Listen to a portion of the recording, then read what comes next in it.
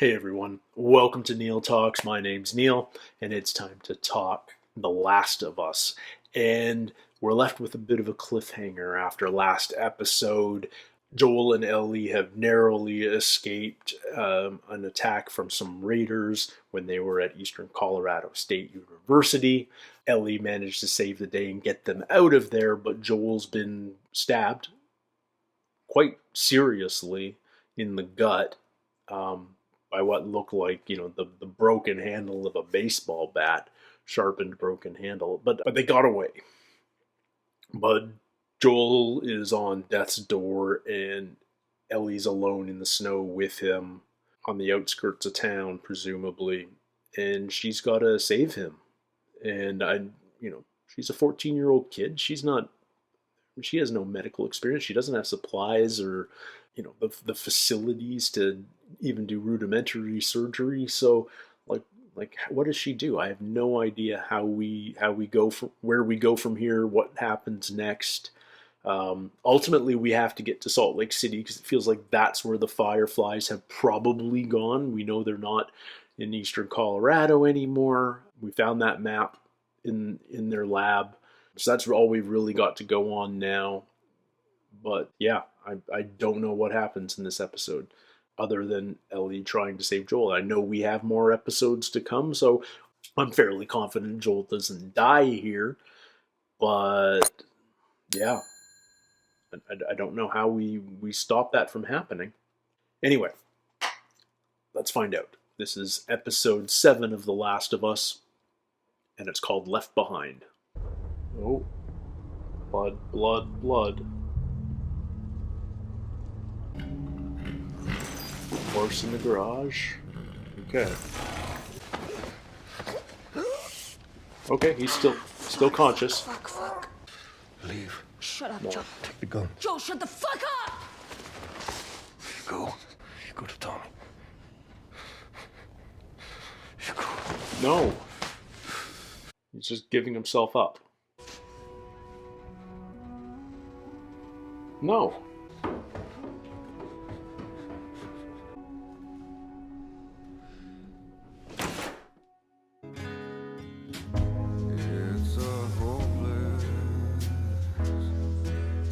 Oh. Flashing back. She had a Walkman. Give him back! Your friend fights. She's not here anymore, is she?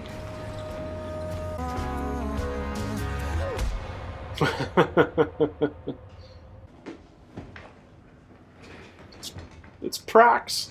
Bethany started it.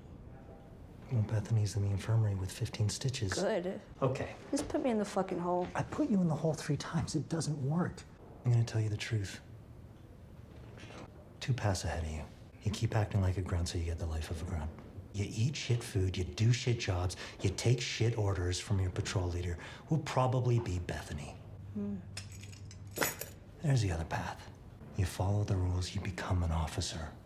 We eat well, we don't go on patrol. We're cool in the summer, we're warm in the winter, and best of all, when you're an officer, you get to tell the Bethanys of the world exactly where to shove it. Why do you even care? We're the only thing holding this all together. So which way?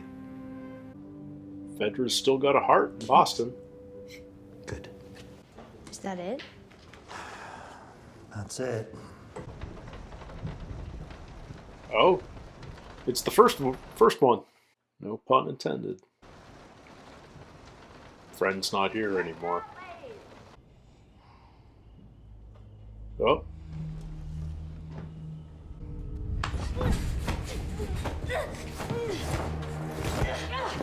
Ow. Riley, where have you been? In my mind, you loved it. I thought you were dead. You've been gone for 3 weeks. I should fucking stab you. She run away? Or? I just ran away for a bit, that's all. If you're going through some shit, you're supposed to, I don't know, talk to your best friend about it. I came back. Where were you? I joined the Fireflies. No, fuck you. I'm really not in the mood. You're a firefly? Jesus. Slow down, I will tell you everything. First, you have to promise me something sort of crazy, and you're gonna say no, but then you have to say yes. Come with me for a few hours and have the best night of your life. No. Okay, now say yes. So where are we going? Secret. Trust me. We going to the mall? You trust me, right? I don't know. Should I trust you? Of course you should, with your life. Alright, we like Riley. I'm just saying, you can't fight everything and everyone. You can pick and choose what's important. Oh, are they teaching you this at Firefly University? Kinda. Oh, firefly lights are better. Congrats. 1 point for the anarchists. We prefer freedom fighters. 2 floors. Fuck you. 7. Tagged it off. Is he dead? Yeah. This guy wasn't here yesterday. Uh-oh. How do you know he's not infected? No one told him he couldn't mix pills with that shit? I think he knew what he was doing. Jeez. Holy crap! Yum. Gimme. Okay. Still gross. It's great. So what happened? You started dating some Firefly dude and was like, it's cool. I think I'll be a terrorist. Yep, that's it. We're getting married. But really, why? This chick popped out of nowhere. Chick like our age? No, like 40 or 50, Tess. whatever. Anyways, old. She said she was impressed watching me sneak around, and she asked what I thought about Fedra. No, not So I told Tess. her the truth. Marlene. Fascist stick bags. She's like, all right, if you want in, you're in. That's it?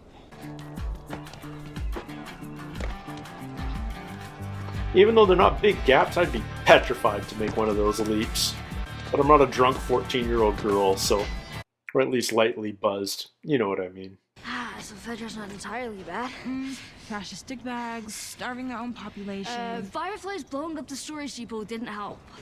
Propaganda bullshit. Yeah? So you don't bomb stuff anymore? Not when civilians are around. That's propaganda bullshit. It's okay you don't know everything. Agree to disagree. The mall? They sealed that place off for a reason. It's full of infected. If it's sealed off, then why isn't it sealed off? Alright, yeah, this is where she gets bit for sure. Oh, I'm not optimistic about Riley's chances. Turns out when Fedra connected that block up to the grid, this place got connected too. Turn right, we see a door, go through it, wait. No. Go. Fine. Are you gonna kill me? This seems like a perfect place to do it. Oh, I'm aware. Turn right. Now what? She's gonna turn on the lights. And what are we gonna see? The mall.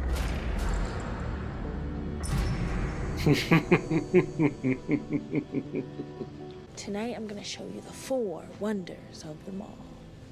You plan stuff? No. The little aha. Electric stairs? Go ahead. I love how certain things we just take totally for granted are just like freaking No way. magic to Ellie. Check me out, man! This is so cool! So this is the first wonder, right? Yeah, sure. There can be 5 wonders in this. Dawn of the Wolf Part 2. Back in 5. I mean, I don't get why people back then wanted all this stuff. Do you need me to explain it to you? Haha, no. What? Nothing, I was just trying to imagine you wearing that. Shut up! Ellie. I'm on my way. I just want to look good for you. Do you trust me? With my life, apparently. Oh, well then give me your hand. Open your eyes. What's the reveal? I wonder what Fedra's view on homosexuality is. What? Nothing.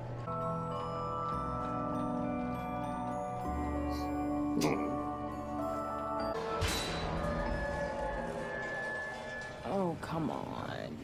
Damn it. Let me see if I can fix it. Uh-oh. Wait, you know, we could make things better. We could be running things. I turn 17 next month. That's when you get your assignment. You know what Kwon gave me? What's wrong? Sewage detail. Oh. That's what they think of me. You know, you're the one thing I miss from that fucking place. If that makes a difference.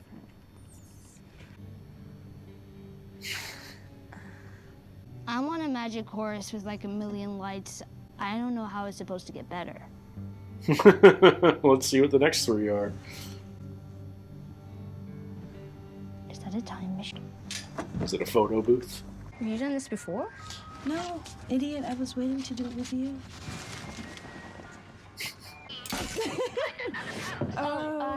Back to back? Yeah. Okay, yeah. Get out. Okay, sorry. I got you. Do you like it? It's yours. Listen, Arcade. Right. yeah. Mortal Kombat 2. This is the most beautiful thing I've ever seen. Tetris. I was good at arcade Tetris. Coins. We can't even play once.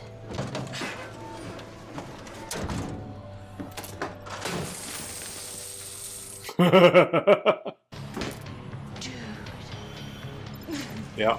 Dude. Yeah. Oh.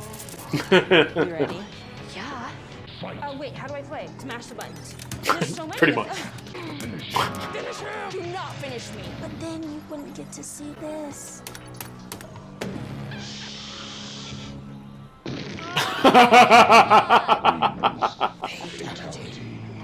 Okay, that was pretty cool. Yeah, I know. Ah, when do the infected show up?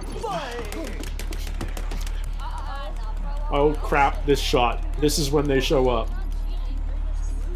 This shot. Oh. Oh. Out of the creepy toy store. Ah.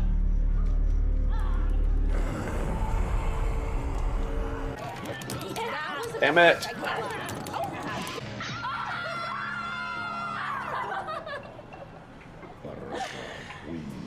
Oh, come on. Next thing. I have to wake up and make my bed soon. I got you a gift. Oh. God, I'm fucking nervous. Ta-da! Volume 2. Shut up! How does a computer get drunk? It takes screenshots. What are screenshots? I don't get it. Actually, no. Oh, here we go. What do you call an alligator in a vest? Pipe bombs. Did you make these? Put it down. To kill soldiers? I would never let them do that. You would never let them? Right, and you think they're gonna listen to you? Ellie. It's okay, I'm going. Ellie, None of this shit was even about me. would you stop? Fuck you! Ellie! Ellie, I'm leaving. They're sending me to a post in the Atlanta QC. Atlanta. I asked if you could join so we could go together. But Marlene said no. Who the fuck is Marlene? Tonight's my last night in Boston. Why did you bring me here? Because I wanted to see you. And? And I wanted to say goodbye. Goodbye.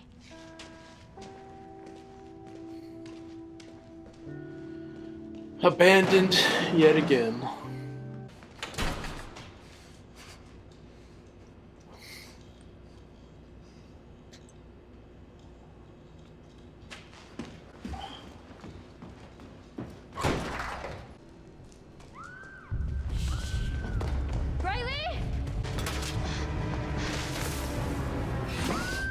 Oh, jeez. What the fuck? Oh no. Surprise. The fifth wonder. Are we in the creepy toy store? Ah. Are they in the store with the infected? All of a sudden you're alive. And you give me this night. This amazing fucking night. And now you're leaving again. Forever. You don't know what it was like to have a family, to belong. I mattered to them. You matter to me first. You're my best friend. And I'll miss you. Well, night's not over yet. Where the hell's the infected? You little thief! I was definitely, probably gonna give it back. Uh-huh. Right. Oh, now we're waking them up for sure. Oh, that's a freaky ass clown mask. I don't get your ass up here. I got you, baby. I got you, baby. Oh, I can't relax and enjoy this at all. And their peripheral vision is like totally hindered right now. And it's loud and they're not hearing anything. What? Don't go. Okay.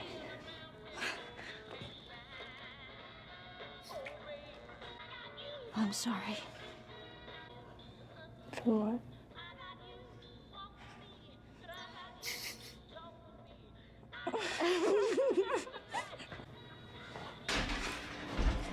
Yeah. Get ready to run.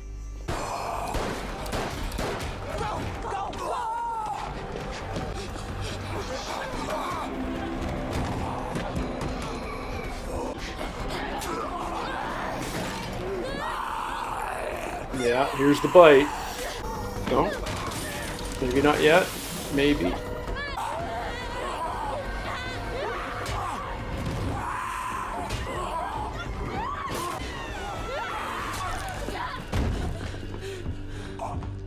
Okay, yeah, she's killed before. Presumably they're both bit. Or are there more? She's bit. Oh no. She sees her arm. No, no, no, no, no! No! Oh no.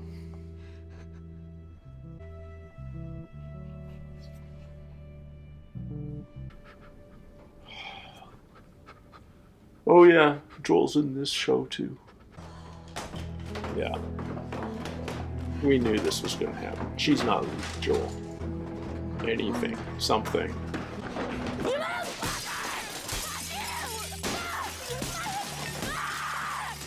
way I see it, we got two options. One, we take the easy way out. It's quick, painless. No, I don't like option one. Option two,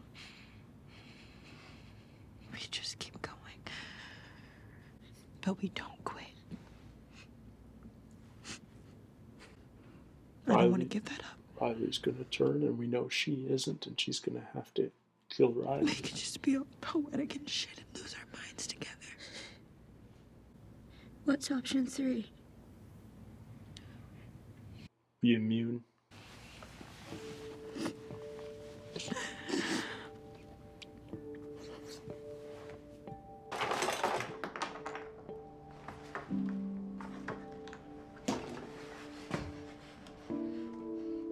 Needle and thread. Stitch them up. It's something. Yeah.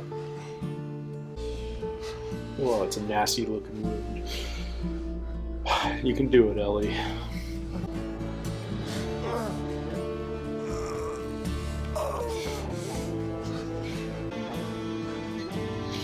Oh.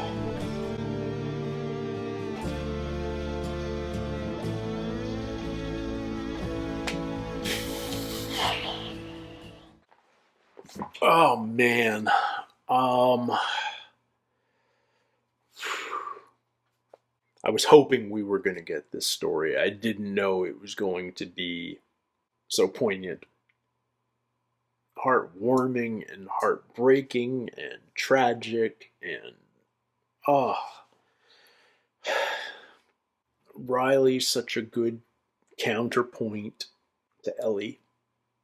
And it's not just that they're Firefly and Fedra. They're just different personalities, but they complement one another quite well, and that slight age difference makes a difference in these young women's personalities, and it's just so good to see their dynamic. You know, that they're best friends, they're schoolmates, they're both clearly into each other, but neither one of them has had the guts or the.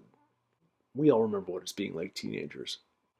Announcing your attraction, your love for somebody else, is the most insane thing, period, ever at that age.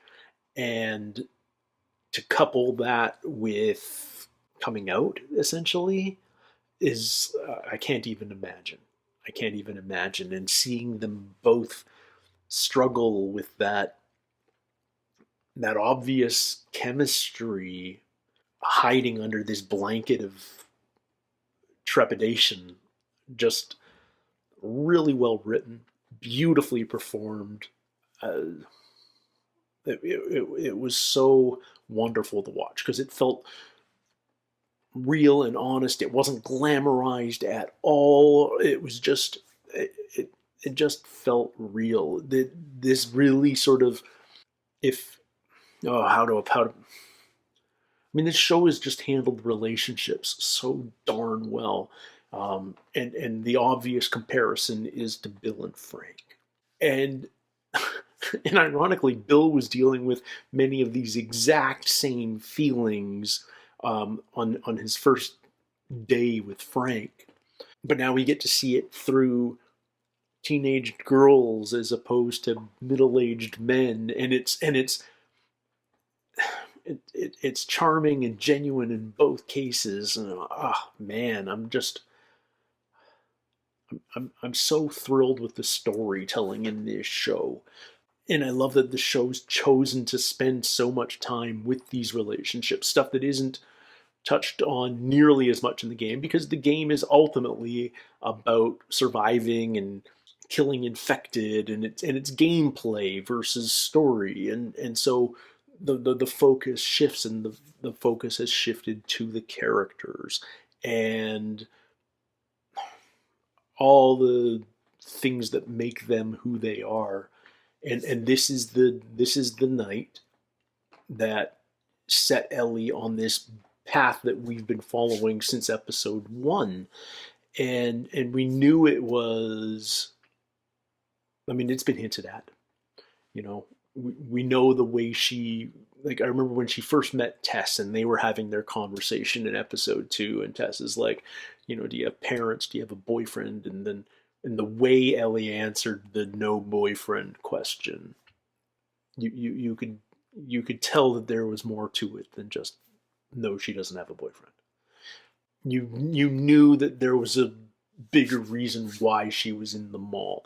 This mall story, it suddenly the book of puns takes on so much more meaning. We feature Aha again, which played at the end of episode 1 as the warning from Bill and Frank's radio broadcast. Just so many interesting callbacks that flesh out these things that have been hinted at from the very beginning, and now it all slots into place. And oh man, you know, the moment the mall is revealed, you know where this is probably going. You know that Riley's not going to survive the night. But So I was in agony all episode because you just know sooner or later the infected are going to appear. But they draw it out. The girls are having so much fun. They're just having a lovely date, aren't they? And they found this oasis of happiness and new experiences and nostalgia for things that they never even knew. But it's also so poignant because Riley's supposed to be going off to Atlanta tomorrow. And her unspoken wish is that Ellie asks her to stay, but instead Ellie just runs off and leaves. It becomes a fight. The pipe bombs, the views of Fedra versus Firefly, it all leads to this temporary conflict. And then Ellie's about to leave the mall. We hear screams. She runs back. And that's just a freaking decoy. No, it isn't. It isn't the infected. It's just a graveyard light trigger Halloween thing. Man, just this show's so good at keeping things tense and keeping you on edge, and not often you know exactly when when the jump scare's about to happen, when the bad thing's going to occur, because shows have this shorthand of plot beats and dialogue cues and stuff that traditionally just sort of go, oh, he just said the thing, so now they're about to get attacked. But this show's subverting them, and therefore you're just consistently tense. And even these girls, even though these girls are having a lovely time and they've just kissed, and suddenly there's this whole new world of possibility for both of them, you can't relax and enjoy it because you know at any moment, sometime soon, that infected's going to come in. And, oh, man, it came in, and they fended it off, but not without both getting bit. It's interesting that they chose to end it when they did. And I don't know whether they're going to pick it up next episode or whether it's left to our imagination. But it feels like they're going with option 2, which is let's be together until the fungus takes us, basically. But we know the fungus isn't going to take Ellie.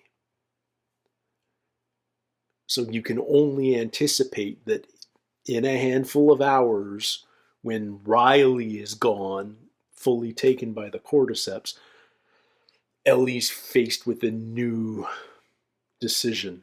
And is it just leaving Riley behind, or does Riley attack her? Does she have to put Riley down? It's a bold choice to not show us, but it's probably a wise one, because some of the audience isn't going to go there. Some of the audience isn't going to think about that. But those of us who do think about it are going to reach different conclusions. We're going to imagine different scenarios, and we're going to choose the one that we're happiest with, or the one that makes the most sense, at least. And you're going to satisfy more of the audience that way, I think, than if you walk us through all those steps and show Ellie having to make that really tough choice. If you see Riley turning on Ellie, if you see Ellie having to pull the trigger on her best friend, man, I just don't know. I just don't know. Really good to see Terry Chen, Prax from The Expanse. That was a fun surprise. This is one of the fun things about shows shot in Canada, is you do get a bunch of great Canadian actors popping up. And it's a reminder that there's a ton of really good TV being made in Canada. Not for Canadian networks, but for the world. But yeah, great to see him. And really interesting to see this really positive, thoughtful role model in Fedra, because so much of what we've seen of Fedra up to now has been through Joel and Tess's eyes in Boston, or through Kathleen and her army in Kansas City, and Fedra's painted in these very negative ways. And yes, they are a military dictatorship. I'm not denying that. But that doesn't necessarily mean that, at least in Boston, some of them have good intentions. Some of them are trying to preserve a society and make sure that there's enough food for all and provide education and keep people safe and all of the rest of it. Keep order. Yeah, an interesting new perspective there. The Fireflies aren't all good. Fedra isn't all bad.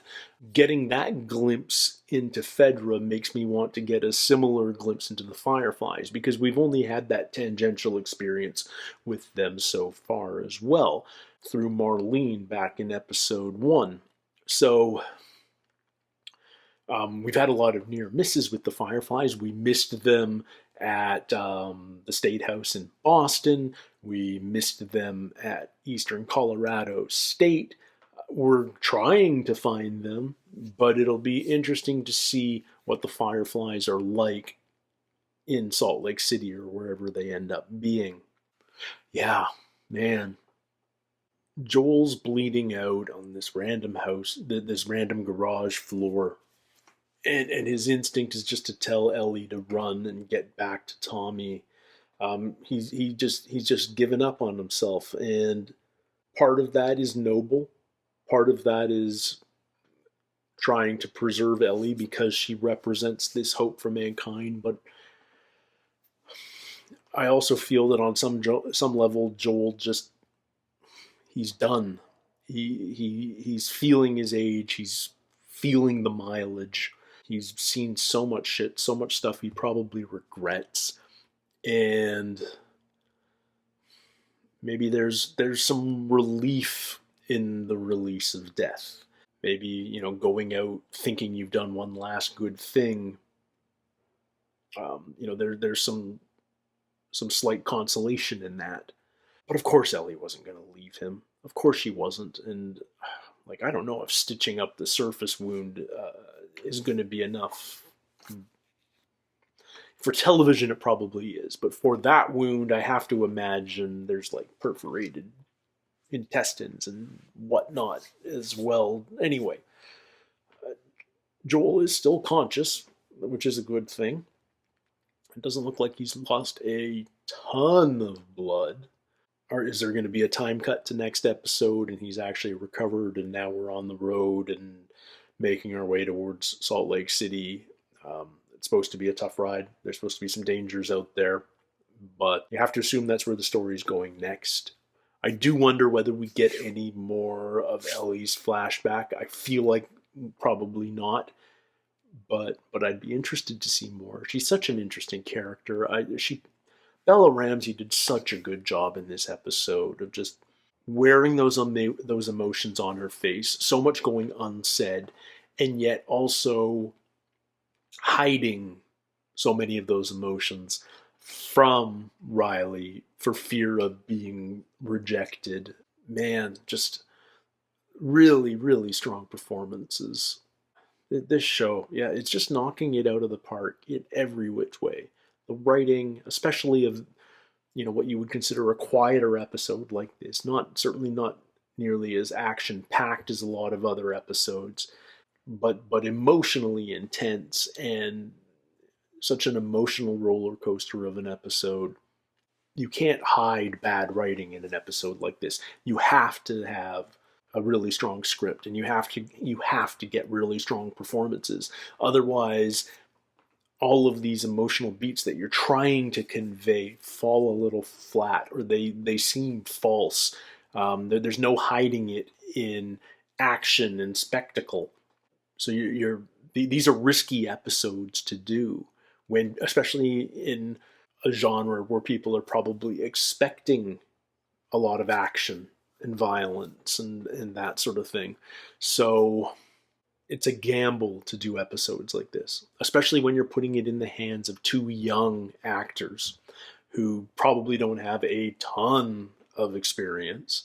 I mean, yeah, Bella Ramsey's been kicking around since Game of Thrones at least, but you know what I mean. They don't have decades of experience, and maybe they haven't done heavy emotional scenes like this before. So there's always a risk. But if you've got the right director who knows how to communicate with their cast well, and you have faith in your actors, and you have faith in your script, and you have time to fully explore these scenes, which you often do when you're shooting a quiet episode like this.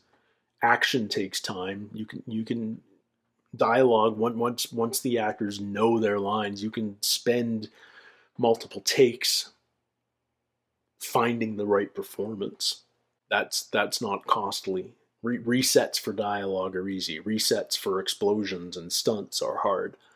So it feels like everything was done the right way for an episode like this, but it is nevertheless a gamble. But they've done an excellent job of casting this series.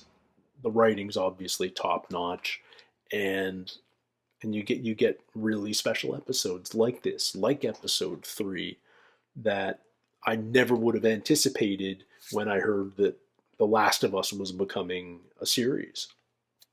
But man, am I glad we're getting episodes like this. What special television, because we're getting episodes like this. Anyway, thank you guys so much for hanging out with me a little bit here today on Neil Talks. Your time really means the world to me. Thank you for the support. Don't forget to do the fun algorithm things before you head out to the rest of your day. And until next time, everybody, take care, stay healthy. We'll see you soon. Cheers.